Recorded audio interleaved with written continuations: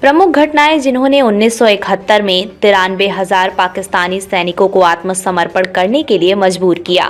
कुछ महत्वपूर्ण कारकों ने भारत के पक्ष में भूमिका निभाई, जिसके कारण ढाका का पतन हुआ और एक पखवाड़े की लड़ाई में पूर्वी पाकिस्तान में 90,000 से अधिक सैनिकों को आत्मसमर्पण करना पड़ा। 1971 के युद्ध में पूर्वी पाकिस्तान सैनिकों के आत्मसमर्पण को चिन्हित करने के लिए भारत आज विजय दिवस मनाता है। 52 साल पहले युद्ध के कारण पूर्वी पाकिस्तान आज़ाद हुआ और बांग्लादेश का निर्माण हुआ। कुछ महत्वपूर्ण घटनाओं ने भारत के पक्ष में भूमिका निभाई, जिसके कारण ढाका का पतन हुआ और एक पखवाड़े की लड़ाई में पूर्वी पाकिस्तान में 90,000 से अधिक सैनिकों का आत्मसमर्पण हुआ। भूमि, समुद्र और वायु संचालन। भारत द्वारा पाकिस्तानी विमानों के लिए नो फ्लाई जोन की घोषणा के बाद पूर्वी पाकिस्तान अपने पश्चिमी हिस्से से अलग हो गया था। पश्चिम में नौसैनिक नाकेबंदी ने राहत और गोला बारूद की आपूर्ति के सभी मार्गों को बाधित कर दिया।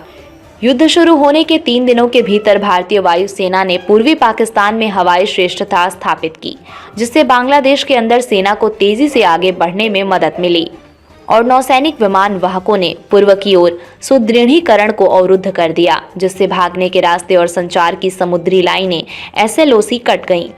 इस बीच भारतीय सेना की 4, 33 और 2 कोर ने 3 दिशाओं में बांग्लादेश की ओर मार्च किया। इसका उद्देश्य पाकिस्तानी सैनिकों द्वारा बनाए गए किले, शहरों पर कब्जा करना और ढाका पर कब्जा करने के लिए अंतराल के माध्यम से आगे बढ़ना था। सिलहट, चटगांव, तंगेल, खुलना, जेसोर आदि के पतन ने यह सुनिश्चित कर दिया कि भागने का कोई रास्ता नहीं बचा था।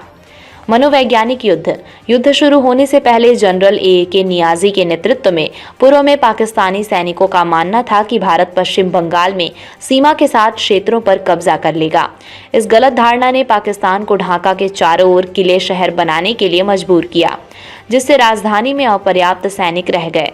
प्रत्येक शहर के पतन ने ढाका को और करीब ला दिया और तांगेल में हवाई हमले, जिसे 5,000 सैनिकों के पैराड्रॉप के रूप में बताया गया था, एक मनोवैज्ञानिक झटका था।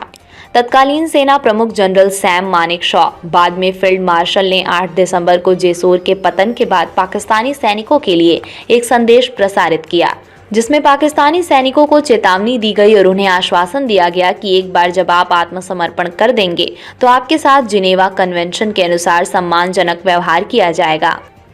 10 दिसंबर को एक अन्य संदेश में जनरल मानेकशॉ ने कहा, आपका प्रतिरोध वीरतापूर्ण है लेकिन निष्फल है। आपके कमांडर झूठी उम्मीदें दे रहे हैं। अमेरिका चीन बचाव में आने में विफल। लेफ्टिनेंट जनरल नियाजी ने कथित तौर पर आत्मसमर्पण के बाद मेजर जनरल JFR जैकब से कहा कि उन्होंने सैनिकों के हथियार छोड़ने से कम 7 दिन पहले हार मान ली थी। पाकिस्तान ने अपनी उम्मीदें अमेरिका और चीन पर लगा रखी थीं। शीत युद्ध के दौरान USSR से भारत के समर्थन ने पाकिस्तान को अमेरिका से मदद मांगने के लिए प्रेरित किया। चीनी सांस्कृतिक क्रांति के प्रभाव से उबर रहे थे और भारत के अंदर एक युद्ध उनके पक्ष में नहीं था। पूर्वी पाकिस्तान में अंदर तक घुसने और आपूर्ति लाइनों को बनाए रखने को सुनिश्चित करने के लिए सर्दियों में चीनी सैनिकों की बड़े पैमाने पर लामबंदी करनी पड़ी। चीन के लिए भारतीय सैनिकों को उत्तर पूर्व की ओर मोड़ने का मतलब उच्च ऊंचाइयों वाले शीतकालीन युद्ध में जाना था। तत्कालीन अमेरिकी राष्ट्रपति रिचर्ड निक्सन ने अपने 7वें बेड़े की तैनाती का आदेश दिया, जिसमें उसके परमाणु संचालित विमान वाहक USS एंटरप्राइजेज शामिल थे। राष्ट्रपति निक्सन का मानना था कि अमेरिकी बेड़े की मौजूदगी INS विक्रांत पर कब्जा कर लेगी, भारत की नौसैनिक नाकेबंदी कमजोर कर देगी और अमेरिका की गनबोट डिप्लोमेसी के कारण नौसेना को रक्षात्मक कदम उठाने के लिए मजबूर कर देगी। भारत सोवियत संधि बचाव में आई। USSR ने परमाणु मिसाइलों से लैस फ्रिगेट, क्रूजर, टैंकर और विध्वंसक तैनात किए। इस तैनाती ने दोनों महाशक्तियों को एक दूसरे के खिलाफ ला दिया और शत्रुता शांत हो गई, जिससे पूर्व में पाकिस्तान अकेला रह गया। समर्पण। संयुक्त वायु और नौसैनिक अभियानों के साथ तीव्र भारतीय प्रगति ने पूर्वी पाकिस्तान को किसी भी तरह की मदद की आपूर्ति को तोड़ दिया। पश्चिमी क्षेत्र में पाकिस्तानी सैनिक दृढ़ता से विरोध करने में कामयाब रहे और पाकिस्तान वायुसेना ने अपने सैनिकों को हवाई सहायता प्रदान की, लेकिन पूर्व में ढाका का पतन अपरिहार्य था।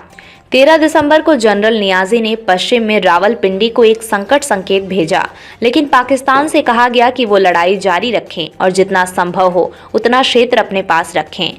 एक दिन बाद भारतीय वायुसेना ने ढाका में गवर्नर हाउस पर बमबारी की, जब इमारत में एक बैठक चल रही थी। हवाई हमले का इतना निराशाजनक प्रभाव पड़ा कि पूर्वी पाकिस्तान सरकार ने मौके पर ही इस्तीफा दे दिया। ये ऊंट की पीठ पर आखिरी तिनका था और नियाजी ने अधिक लड़ाई के बजाय शांति को चुना।